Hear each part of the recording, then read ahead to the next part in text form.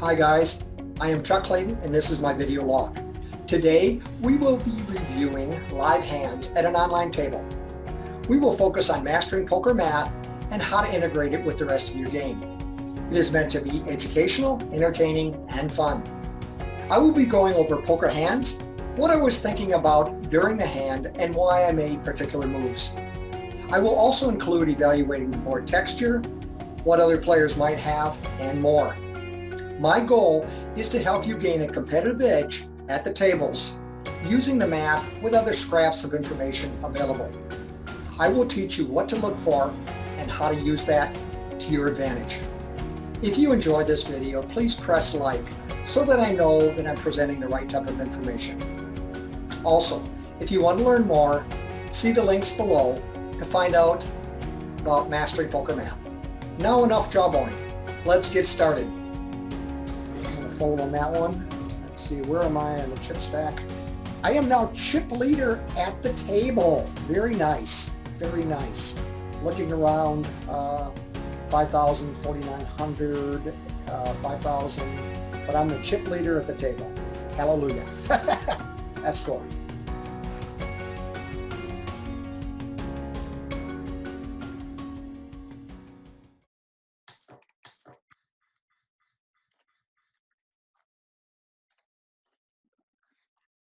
Jack ace, not a bad hand. Let's raise to, it has to make me 500. Now middle position, I'm going to raise to 400. Let's just do that. I don't want to commit too much if somebody goes crazy. We got a couple of lower stacks down here, 1,700. That person could go all in, obviously. You know, this is a good way to really burn off a lot of chips if somebody goes crazy. So this guy's betting, and he's only got 1,800. That's amazing. These people, they have so few chips, and they'll bet 400. They put themselves in a really bad spot. Somebody raises them, they've got to shove their whole stack. If they're ready to do that, that's okay. But a lot of these people are not. So let's see if we get to see a flop.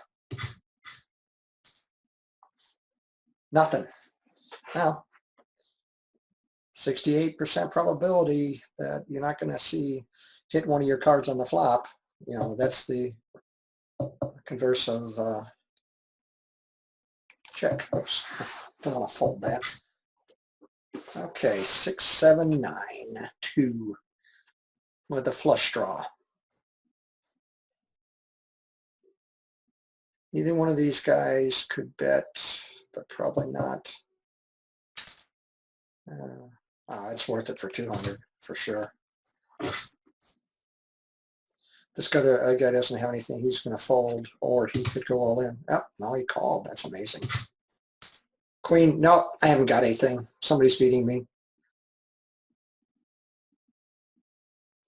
At least one of these three has got one of those cards. Nah, I can't bully anybody out, I don't think, on this hand. That'd be ridiculous. I'm just going to check. I could lose a lot of chips just for nothing. Doesn't make any sense. 8, 7. Somebody's got a 7, and he mucked.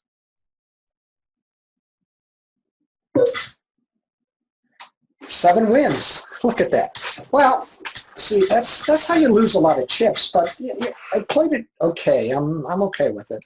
I'm folding this one. Doesn't make any sense. Stay in it.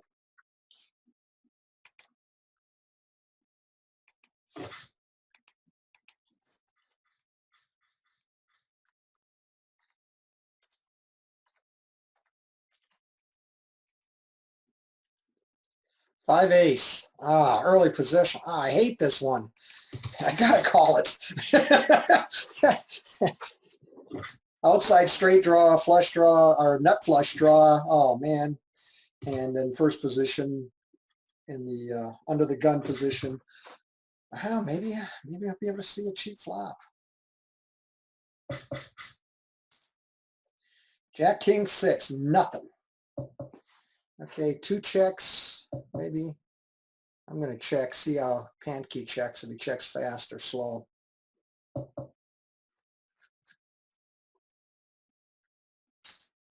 Yeah, I probably got a jack with a medium kicker or something, or a king with a low kicker possibly. I've only got an outside flush draw. That's not worth staying in for.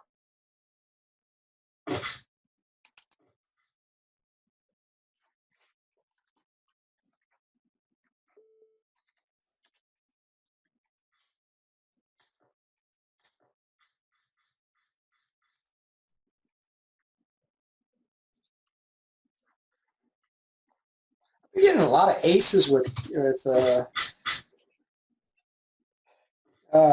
some of them low kickers, some of them medium, some of them relatively high kickers. It's been interesting. But that's how patterns go. You know, sometimes I'm getting more than my share of aces, but a lot of them been in early position. Some of them done really well for me, though. I did get a set on one of them that almost doubled me up. That was great. Okay, so let's check on this one, see what happens. 2-4 jack. Okay, if this guy checks, I got to bet, but I got to make it enough 450 to hopefully this guy didn't hit anything. Good. And I hope he folds too. Good. Okay, that was good. With the ace, I figured there was a good chance I was ahead, especially with the first guy folded, and you got to take your opportunities. It was a semi-bluff, but a worthwhile one. Puts me back over 6,000 again, so that's cool.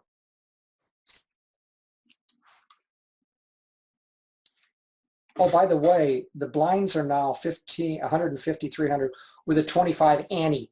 So things are starting to get a little expensive. We got 55 minutes till the for the first break. 404 players out of 569, and I need to make a decision. What do I want to do? Nope, I'm not calling any raise on this silly hand. 10-4 offsuit. I don't think so. That's there's no straight draw. Well, I guess you have 2 straight draws and 2 flush draws, but that's not doing anything with. Ace-6-6, yeah, as a flop.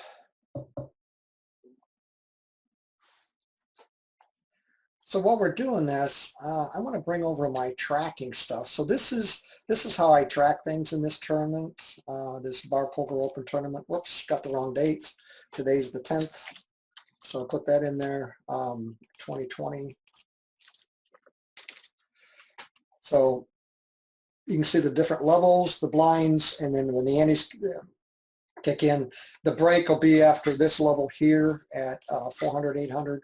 So my percent to average stack, that's what that is. Average big blinds, let's see, put that in there. Players remaining, total players, percentage remaining, seats minimum. Haven't put in the expected with the 30% rebuys because we're not there yet, and the expected remaining people. So that's it. Just to give you an idea on what I like to track, you know, when I'm doing these tournaments, because they can get pretty boring at times. A lot of hands, you just get nonsense and stuff. So I've got pocket sevens on the button, and currently there's 450 in the pot plus 225, 775, I believe it is, in the pot. That sounds about right. Or I'm sorry, 675. So let's see what happens here and what I should do.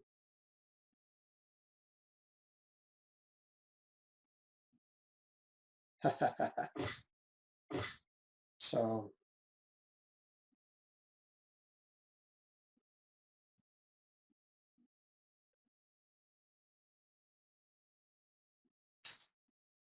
good.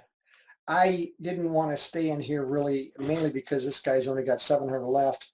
I figured good chance he's going to shove, and I didn't want to get in there. Oh my gosh, a 7. Yeah, there we go. So 10 ace, ace king gets it, and he would have definitely gone all in. I would have had to go, but I only had a 12% probability of hitting the 7 on the flop with pocket pair. So although I would have got that hand, the probabilities weren't in my favor, I would humbly say, because with 2 other people in the pot, when you have middle low pocket pair like that, it's just not worth it. So, or middle pocket pair. So anyway, I'm glad I didn't play that hand, even though I would have won it. It's not that great a hand to play.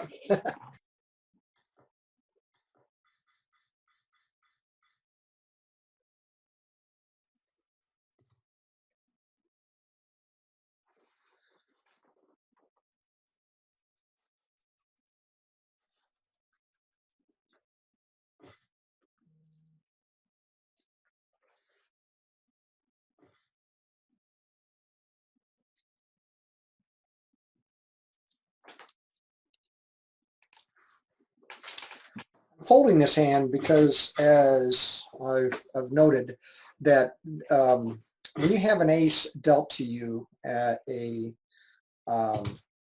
9-person table, the probability of somebody else has been dealt an ace as well is 69% probability. So at a 10-person table, it's going to be about 6 or 7% more than that. So what that means is that an ace with a small kicker in middle position could be in a lot of trouble, because if an ace hits the flop, 17% probability, then there's a good possibility that you could lose the hand very easily. So it's a great way to bleed off chips, or to potentially lose your whole stack. Like I said, if an ace hits a flop and somebody else has an ace with a higher kicker, which is a really high probability with a low kicker like that. If it was suited, another story. Then you've got the potential for, like that ace-3. Then you've got the potential for an outside straight draw, and then also a nut flush draw. So then it becomes more powerful for those reasons, not because the fact that you have the ace as it being a power card. The other thing too is what happens if you hit your small kicker. Big deal, right? So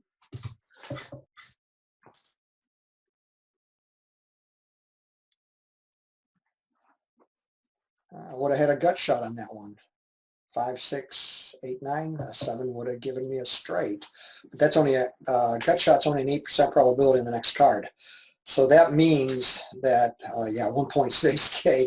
It amazes me, and people that don't know the math, and they will call because they know they have a gut shot, but the probability is so low.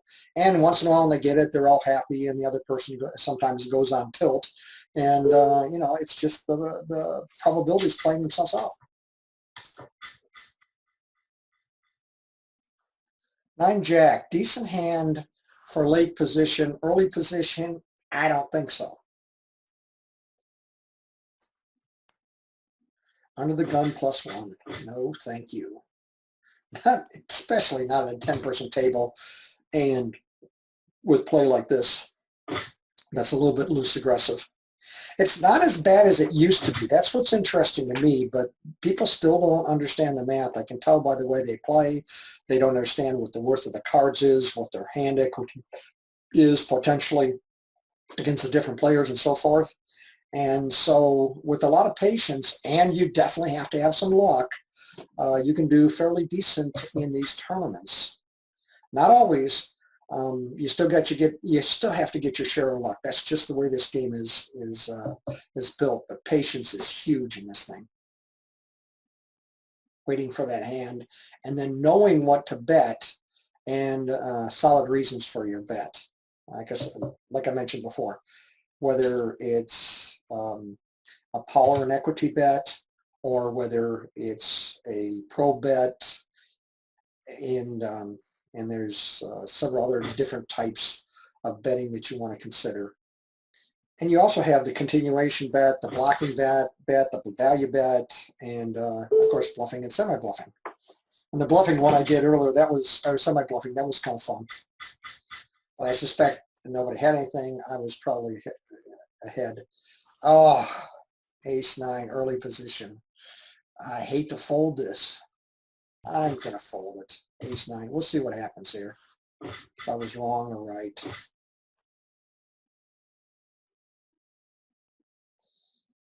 These people have become a lot more conscious of not overbetting and so forth. It's really interesting. Okay, so then if I stayed in the hand, I'd have to go up to 800 here.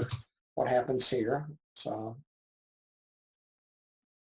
2 of the stacks that are bigger than mine, the 2 bigger stacks of the table, they're the two people that they're ahead of me in chip stacks right now. So what are you going to get that could really be good? 9, 10, queen. Okay, so I would have had the lower pair, and I'd be out of this, and I'd be out of 800 chips, which would be about 15% of my stack. Not a real good thing. And what do you do with something like this with 400? Do I call that bet? I doubt it. And that person, high likelihood they may go in on the next card, go all in on the next couple cards, or call an all in.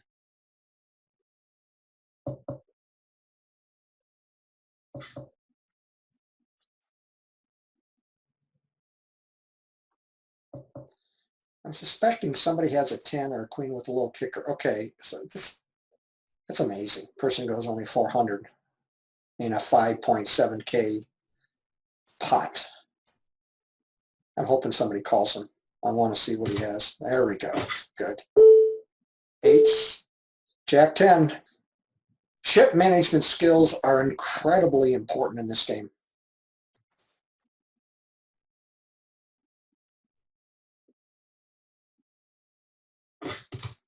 Patterns, all sorts of things are incredibly important. Knowing what your outs are, knowing the probabilities, your equity, and so forth. Absolutely. Take a free flop. Okay, outside flush draw, nothing else. I'll just check on this one. Let's see what the next card brings. 10, nope, nothing for me.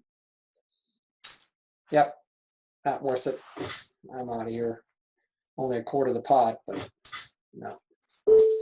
Didn't have anything. No way am I getting involved in that one.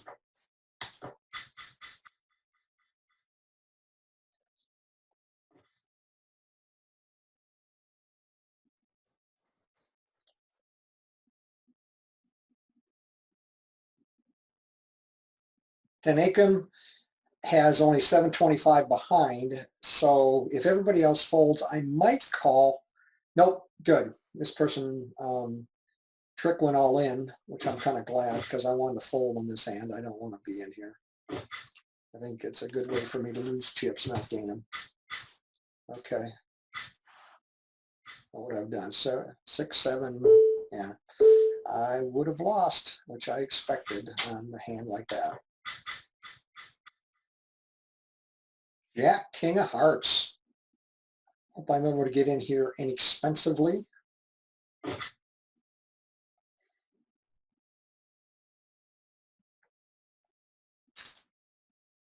$800, I can handle that. It doesn't go too much more than that. I don't think I want to raise on this one. Not with this hand. It's a drawing hand for sure. My understanding, according to what I read from Daniel Negreanu, this is how a lot of small town heroes get nailed on this type of hand. Yep, outside flush draw, and that's about it.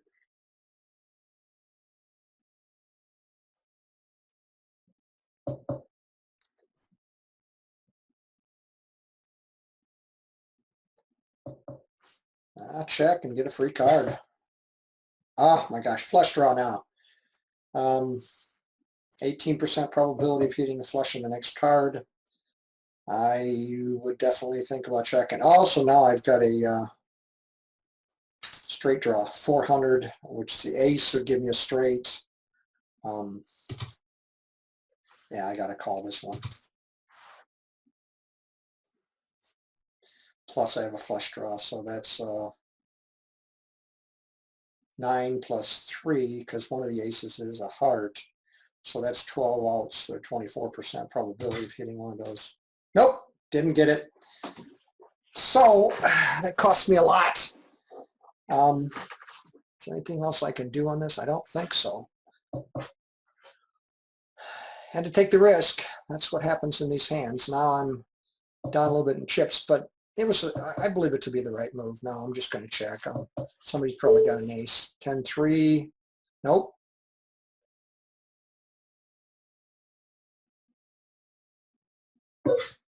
Mucked? Come on, muck one more time. Oh, you're kidding me. Oh, 10. He had a 10. He had a 10-3. Awesome. I've only got 8 big blinds left now, with the antes being, whoops, let's put it up here. So the antes are blinds, I'm sorry, 25, 250, 500 with an ante of 50. 9 minutes, we got 325 out of 569. And as I mentioned before, there's a lot more people in here because of the rebuys and so forth. So 8 jack. I only got 8 big blinds. I'm not spilling off chips and hands like that. Next 2 rounds, I've got to go all in. It's the only chance I have. So ace 10 of clubs. Oh man, got to take a risk, right? These guys fold, I may shove.